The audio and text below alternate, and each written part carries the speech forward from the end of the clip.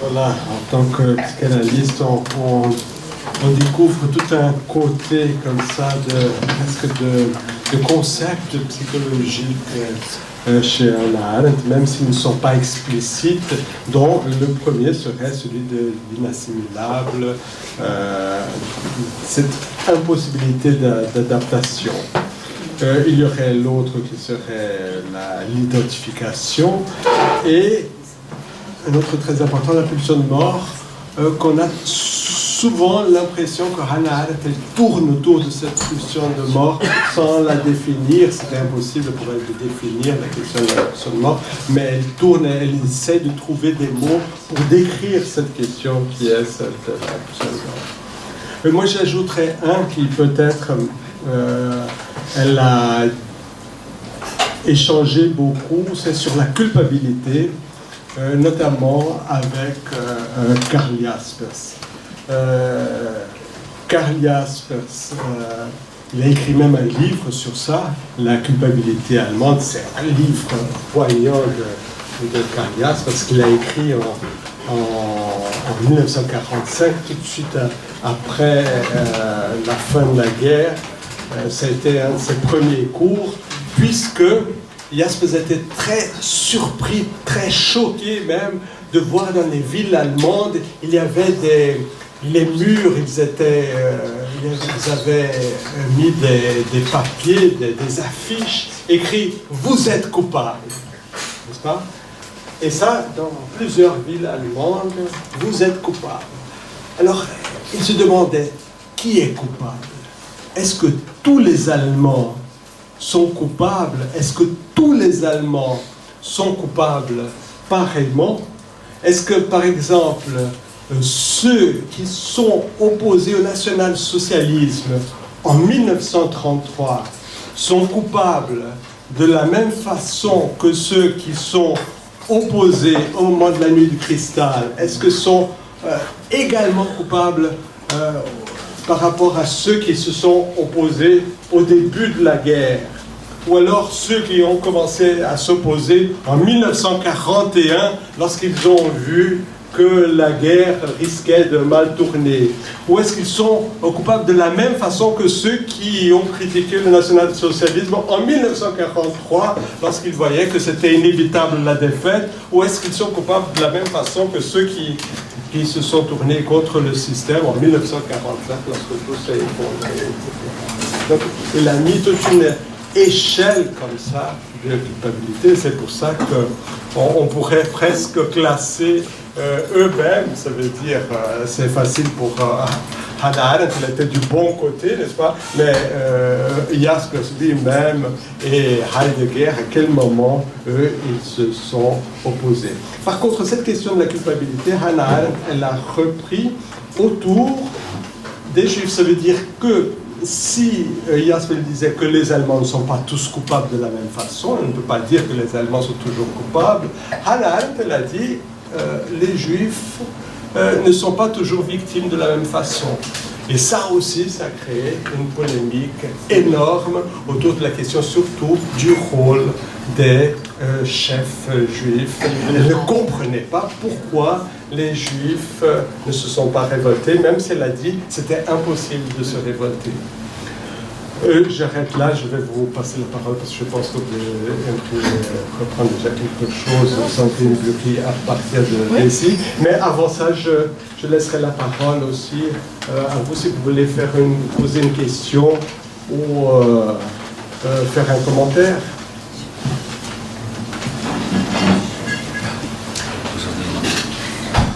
Moi j'en ai une, ça suit un peu votre remarque, Thanato, à propos de l'analyse du monde actuel, où les politiciens comparent aux années 30. Et je me posais la question, alors c'est une question peut-être un peu compliquée, mais comment Hannah Arendt, enfin avec les concepts d'Hannah Arendt, comment est-ce qu'on analyserait ce monde actuel globalisé, à la fois globalisé avec ces sursauts de nationalisme dans différents pays? Je me posais simplement la question. Comme j'ai malheureusement pas eu le temps de lire tout ce que je voulais lire sur Hannah Arendt, j'en profite pour avoir votre avis d'expert.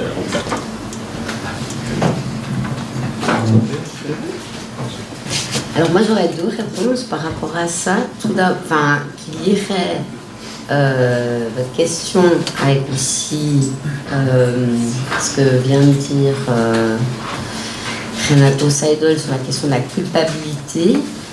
Alors tout d'abord, moi je pense que le concept de banalité du mal est un concept tout à fait opératoire, quoi. Donc si vous voulez, moi je suis tout à fait d'accord avec la validité de ce concept. Enfin, elle dit que c'est pas un concept, mais enfin, avec cette idée de banalité du mal. Par contre, je pense qu'elle se trompe. Enfin, elle pouvait que se tromper quelque part avec peut-être les données qu'elle avait à l'époque. Et puis ça a été justement démontré par l'autre philosophe Bettina Steinway récemment. Ça s'appelle Eichmann avant Jérusalem.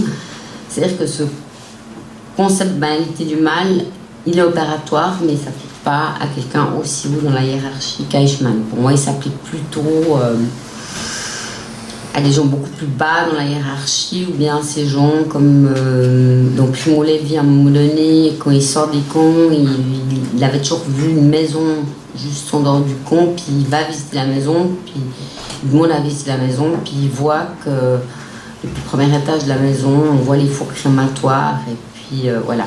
Ça s'appliquerait plutôt à ce genre de gens.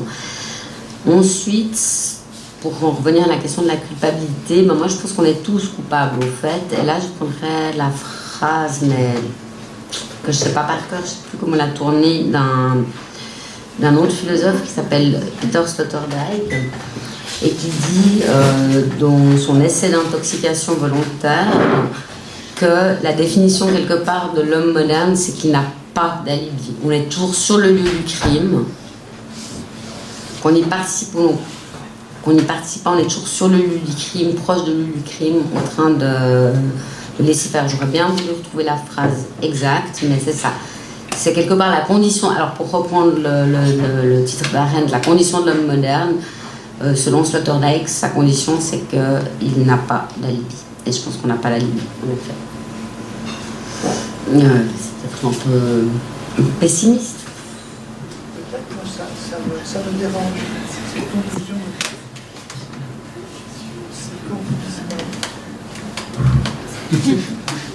Cette conclusion me dérange.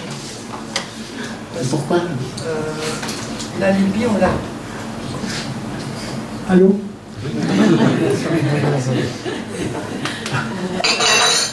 Cette conclusion me dérange, vu que dans l'introspection, justement, qui était un des manques dans les ressources d'Hannah Arendt, dans l'introspection, je me répète, on a cette capacité de se connaître jusqu'au fond du fond, mais jamais jusqu'au fond du fond, sans limite, pardon, et de connaître les autres sans limite, sans atteindre une limite, donc sans arriver à cette fatalité.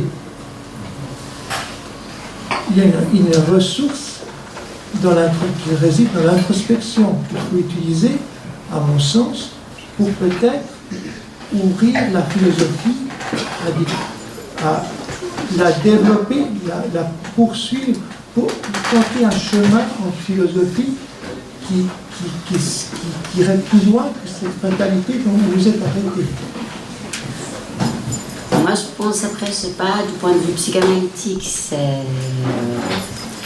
Renato et Lizzie Seidel qui répondront là-dessus, mais je pense que ce soit en philosophie ou en psychanalyse, même si je connais peu de choses en psychanalyse, il y a toujours un résidu, un reste résiduel, un reste, quelque chose qui est inassimilable, tant par le système d'appropriation métaphysique, tant par la cure psychanalytique.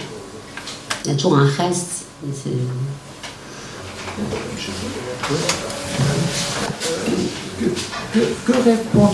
Que pensez-vous répondrait Alexandre Jolien là-dessus? Alexandre Jolien, j'ai entendu parler de sa conférence récente. Justement, on parle beaucoup de ces restes aussi. Mais je ne connais pas bien Alexandre Il Jolien. est très positif dans sa philosophie. Il ne voit pas il n'y a pas de barrière comme vous en posez. Je ne peux pas me comparer à Alexandre Jolien. Ce n'est pas Alexandre Jolien qui veut. Cette question de la culpabilité du crime, je pense qu'elle doit être aussi circonscrite à quelle situation. C'est difficile de parler en termes très généraux. Par exemple, pour Jaspers, tout Allemand était coupable, je dirais presque, il parle d'une culpabilité métaphysique, qui est très sévère, cette culpabilité métaphysique, puisque tout Allemand serait coupable, sauf ceux qui sont morts. Vous voyez, donc ce serait presque la limite ultime, mais dans cette condition-là, dans cette situation spécifique. Ensuite, la culpabilité métaphysique, selon lui, serait une réaction à un crime donné qui, dans ce cas, est collectif. Alors, la banalité du mal, c'est clair que c'est curieux ce concept, parce qu'on a le sentiment que non seulement c'est un concept, mais qu'il est devenu presque évident de nos jours. Et en voyant surtout le film, j'étais étonné de voir qu'il a causé tellement de débats. Je ne sais pas si vous avez vu le film de Margaret von Trotta sur Hannah Arendt. Il paraît qu'il était assez fidèle. Il est très fidèle au fait, elle a fait un travail, Margaret von Trotta, assez incroyable, à savoir que tout ce qu'elle met dans la bouche d'Hannah Arendt, c'est tiré de ses correspondances, c'est tiré de ses discours et tout. Donc c'est un travail minutieux, c'est pas le biopic à l'américaine. Donc Margaret Trotta, c'était une fidèle de Fassbinder, elle a énormément travaillé avec Fassbinder. Et puis, d'ailleurs, c'est Barbara Sukowa, qui est aussi une des grandes actrices de Fassbinder, qui joue le rôle d'Hannah Arendt. Et elle dit à la fin du film, et c'est dit dans ses correspondances, c'est que la seule erreur, tout le monde m'accuse de tout, hein, pour les Judenrat, pour on croit que je peux pardonner, hein, comprendre c'est vouloir pardonner, non. C'est exactement la même chose qui s'est passé avec Valls. Chercher à comprendre les actes terroristes, c'est pardonner, non, pas forcément. Elle cherche à comprendre, elle ne pardonne jamais à Eichmann. Et ce que je veux dire, c'est qu'à la fin du film, elle a cette phrase qui dit « Tout le monde m'accuse de tout, puis personne n'a vu ma véritable erreur », à savoir que c'est là où elle était consciente, puis elle devient platonicienne quelque part. Elle dit le mal ne peut pas être à la fois radical et banal. Il n'a pas de racine, c'est plutôt comme un champignon qui s'étend comme ça, qui se propage en surface. Alors qu'avant, elle était dans les origines du totalitarisme et tout ça, elle parle de mal radical. Elle dit non, il ne peut pas être radical, il est extrême. Et il n'est pas radical, c'est-à-dire qu'il n'a pas de racine, c'est-à-dire qu'il n'a pas d'essence. Il y a une essence du bien, chez Platon, il y a l'idée du bien, mais il n'y a pas l'idée du mal. C'est seulement une déficience chez Platon, c'est seulement une déficience de bien. Donc elle devient tout d'un coup plus platonicienne que kantienne.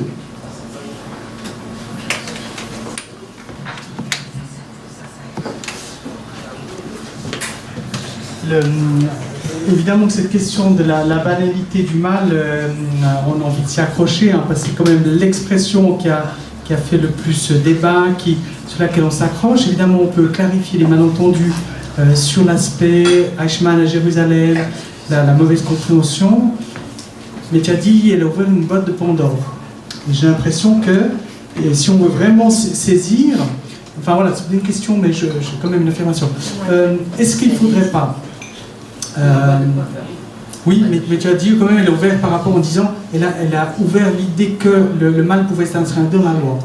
Et puis c'est là qu'elle s'inscrit dans la loi, etc.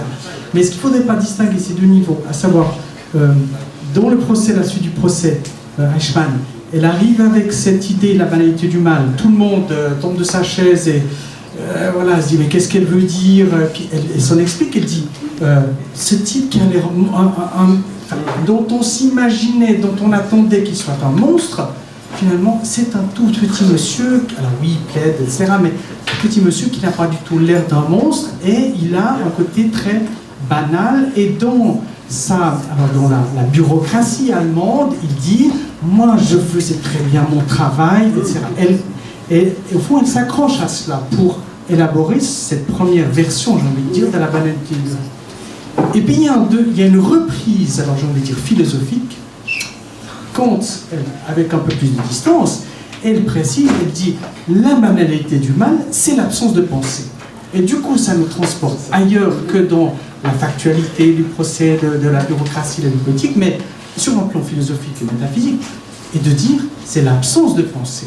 Et du coup, là, ça commence à nous concerner tous, parce que c'est pas est-ce qu'on est plus ou moins des monstres et tout ça, et là, on commence à rejoindre ce que tu es la radicalité ou le champignon, enfin, j'allais dire, parce qu'on peut tous s'interroger sur est-ce que, alors tu disais platonicien, le mal comme ignorance, donc je ne sais pas assez, du coup, je ne vais pas connaître le bien, et voilà, mais quand même, sans parler d'histoire de la méditation, la réflexion sur soi, etc., mais l'absence de pensée, et il me semble que là, il y a un noyau essentiel qui fait rebondir la chose sur un plan philosophique, la nécessité de penser pour tenter d'échapper au mal. Alors, après, des clarifications, on peut la rattacher, etc., mais cette nécessité, alors j'ai envie de dire, peut-être l'actualité, c'est là que j'ai envie de poser la question, est-ce que là, il n'y a pas quelque chose à reprendre d'un Ayn au-delà de l'histoire des bureaucrates, est-ce que vraiment ils étaient des monstres ou pas? Et c'est intéressant le parallèle que tu fais entre Heidegger d'un côté, oui, etc., et Eichmann là, mais dire, mettons ça à côté et dire, ce qui nous occupe aujourd'hui, c'est est-ce qu'on est encore capable de penser, est-ce qu'on a des outils de penser, comment penser pour éviter que ça recommence. Enfin, je m'emballe parce que cette boîte de Pandore, moi, elle me